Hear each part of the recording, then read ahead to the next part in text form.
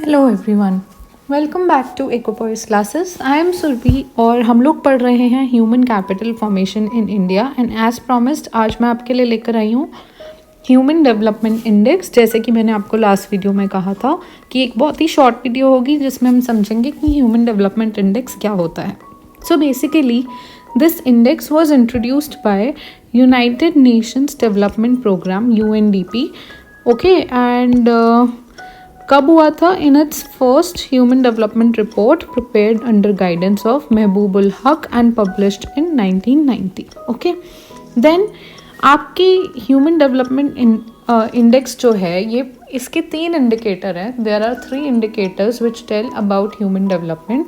तो जो पहला है वो है लॉन्जेविटी, और दूसरा है standard of living, and third is knowledge और एजुकेशनल अटेनमेंट। सो बेसिकली ये जो इंडिकेटर्स हैं ये ह्यूमन डेवलपमेंट के बारे में बताते हैं, बट हर इंडिविजुअल इंडिकेटर कैसे मेजर किया जाता है या उस इंडिकेटर के बारे में कैसे पता चलता है। सो बेसिकली अगर हम लॉन्जेविटी की बात करें तो it is measured by life expectancy at birth, कि जब कोई बच्चा पैदा हुआ है तो वो कितने साल जी सकता है, जो वो ईयर्स होते हैं लाइफ एक्सपेक्टेंसी, उससे पता चलता है लॉन्जेविटी कितनी है। देन आपका आता है standard of living. Standard of living measure होता है by adjusted real GDP per capita. Okay, PPP stands for what? Purchasing power parity in terms of US dollar. So basically आपका PPP GDP is calculated after eliminating price differences among countries, और ये आपको बताता है standard of living आपका कैसा है। Then knowledge और एजुकेशनल अटेनमेंट आपका जो थर्ड वन है, it is measured by 2/3 weight is given to adult literacy rate, okay, and 1/3 weight is given to gross enrollment rate of primary, secondary and tertiary level combined. Okay, fine. So ये आपके 3 indicator हैं। हमने पढ़े कि आपके तीनों indicator हैं और हर एक इंडिकेटर किससे मेजर किया जा रहा है, कैसे हर इंडिकेटर के बारे में पता चल रहा है, हमने देखा ये। ओके, सो आपका ह्यूमन डेवलपमेंट इंडेक्स यानी HDI was reframed in 2010. Accordingly, the new maximum and minimum values have been established for each of these indicators. तो हर इंडिकेटर के लिए एक मैक्सिमम वैल्यू दी गई है, एक मिनिमम दी गई है कि कितनी होनी चाहिए। ओके, तो हम यहाँ पर बात करेंगे कि ये जब हुआ था रिफ्रेम हुआ था 2010 में, उस टाइम पे ये हुआ था कि एक मिनिमम वैल्यू और एक मैक्सिमम वैल्यू असाइन की गई थी हर इंडिकेटर को। तो जो पहला इंडिकेटर है हमारा life expectancy at birth in terms of years, तो मिनिमम होनी चाहिए 20 ईयर्स की। कोई अगर पैदा हुआ है तो मिनिमम 20 ईयर्स जिएगा ही जिएगा, एंड मैक्सिमम शुड बी 83.2, जो मैक्सिमम वैल्यू असाइन की गई है आपकी लाइफ एक्सपेक्टेंसी को। ओके, देन आपका सेकंड आता है। सेकंड में हम बात करते हैं जब यहाँ पे हम नॉलेज या एजुकेशन की बात कर रहे हैं, यहाँ पे हमने लॉन्जेविटी की बात की, ठीक है। तो यहाँ हमें कहते हैं एडल्ट लिटरेसी रेट 0 to 20.6, यानी मिनिमम वैल्यू 0 असाइन की गई है and maximum value 20.6%। Okay, so it's in percent की 20.6%। देन ग्रॉस एनरोलमेंट रेशियो आपका कितना है इन परसेंट? Minimum 0 and maximum 13.2%। फिर आपका GNI पर कैपिटा यानी PPP US डॉलर, जो आपको क्या बता रहा है? आपका ये बता रहा है आपको स्टैंडर्ड ऑफ लिविंग। तो ये है आपका मिनिमम वैल्यू $163 पर कैपिटा। ओके, एंड ये जो आपका मैक्सिमम वैल्यू है this is $108,211 US dollar. Fine, तो ये आपकी मिनिमम एंड मैक्सिमम वैल्यू है। सो आपका जो 3 इंडिकेटर्स हैं, अगर हम कहें कि जो आपका लॉन्जेविटी है प्लस आपका स्टैंडर्ड ऑफ लिविंग है प्लस आपका एजुकेशन है, अगर हम कहें कि इन सबको प्लस करके हमें ये ह्यूमन डेवलपमेंट इंडेक्स देता है, यानी क्या हम अरिथमेटिक मीन निकाल रहे हैं या अरिथमेटिक वे में डील कर रहे हैं, तो दिस वुड बी रॉन्ग, क्योंकि HDI is geometric mean.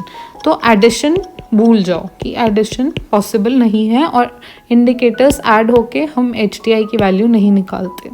Okay, then HDI क्या है आपका? HDI है आपका ज्योमेट्रिक मीन ऑफ 3 इंडिकेटर्स।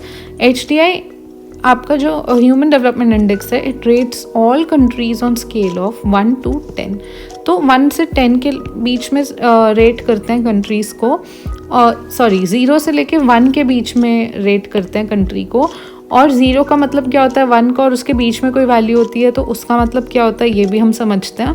तो बेसिकली आपका, अगर मैं यहाँ एक लाइन ड्रॉ कर दूँ, ये 0 है, ये 1 है। अब अगर ह्यूमन डेवलपमेंट इंडेक्स 0 है मतलब लोएस्ट डेवलपमेंट, यानी आपका क्या है, लोएस्ट डेवलपमेंट है या लोएस्ट डेवलप्ड आपकी वो कंट्री। 1 है, 1 यानी मैक्सिमम, यानी हाईएस्ट डेवलपमेंट हो रही है इस कंट्री में, किसी कंट्री को 1 मिला है तो। अब इसके बीच की वैल्यू जो कि है 0.5, तो 0 से लेके 0.5 के बीच में अगर कोई कंट्री को मिलता है HDI वैल्यू तो उसका मतलब है लो डेवलपमेंट। ओके, अब 0.5 से लेके 0.8 तक मिलता है अगर किसी कंट्री को तो हम कहेंगे मीडियम डेवलपमेंट है इस कंट्री में। एंड 0.8 से लेके 1 तक मिलता है तो हाई डेवलपमेंट है इस कंट्री में। सो बेसिकली क्या वैल्यूज़ हुई, 5 तरीके से रेट कर सकते हैं, lowest development, low development, medium development, high development and highest development.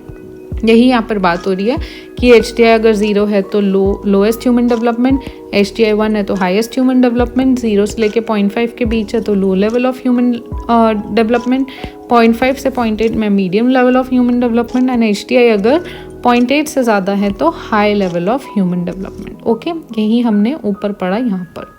अब हम बात करते हैं ह्यूमन डेवलपमेंट इन इंडिया, कि इंडिया में कैसी ह्यूमन डेवलपमेंट है, या स्पेसिफिकली जो हर एक इंडिकेटर है उसकी वैल्यू इंडिया में क्या है।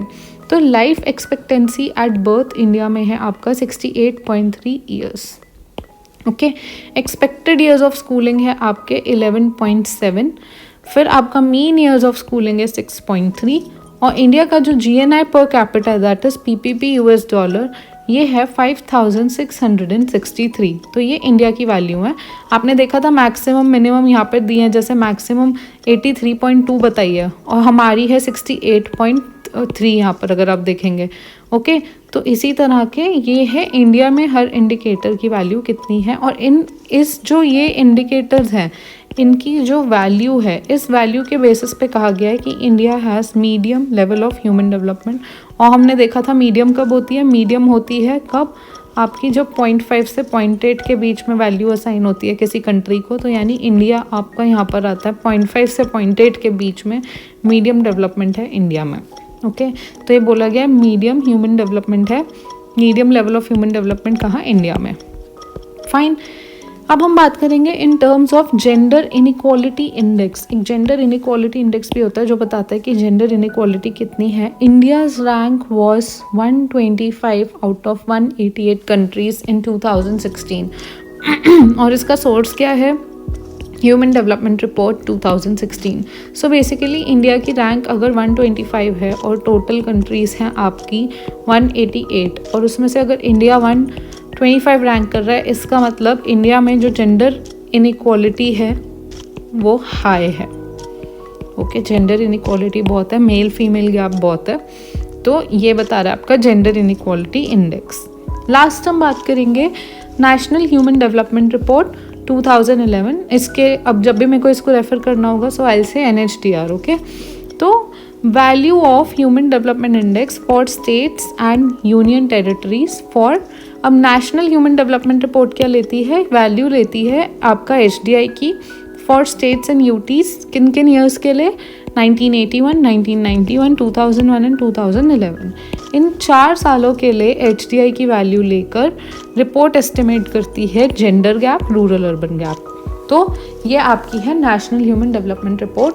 और इस रिपोर्ट के बेसिस पे अगर हम NHDR टेबल देखें तो कौन सी स्टेट या यूनियन टेरिटरी है जो टॉप पर है या कौन सी स्टेट और यूनियन टेरिटरीज़ हैं जो बॉटम में है और उसका क्या मतलब है। सो बेसिकली आपको जैसे यहाँ दिख रहा है कि मैंने एक NHDR टेबल टाइप ड्रॉ कर दी यहाँ पे, और टॉप पर इस टेबल के कौन है, केरला। इसका मतलब है केरला में जो आपका जेंडर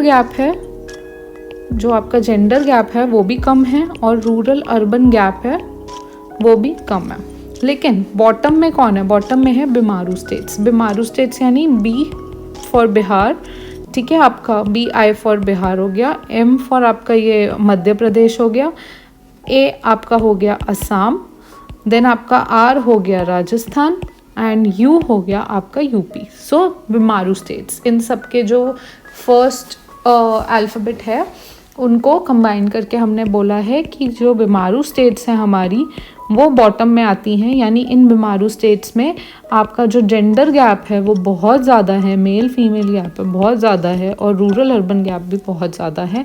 इस वजह से ये बॉटम में आती हैं NHDR टेबल के। तो आई होप आपको ये छोटा सा जो टॉपिक था कि 3 तरह के इंडिकेटर होते हैं और वो 3 तरह के इंडिकेटर्स बताते हैं कि ह्यूमन डेवलपमेंट कैसी है। तो बेसिकली आपके 3 इंडिकेटर हुए जो आपको बता रहे हैं कि ह्यूमन डेवलपमेंट के बारे में, और उसके बाद ह्यूमन डेवलपमेंट इंडेक्स वैल्यू देता है 0 to 1, और उस वैल्यू का क्या मतलब होता है, अगर 0 है तो क्या होता है, 1 क्या हो तो क्या होता है, और किसी कंट्री को अगर बीच में या कोई भी नंबर मिलता है तो उसका इंटरप्रिटेशन क्या होता है, ये भी हमने देखा समझा।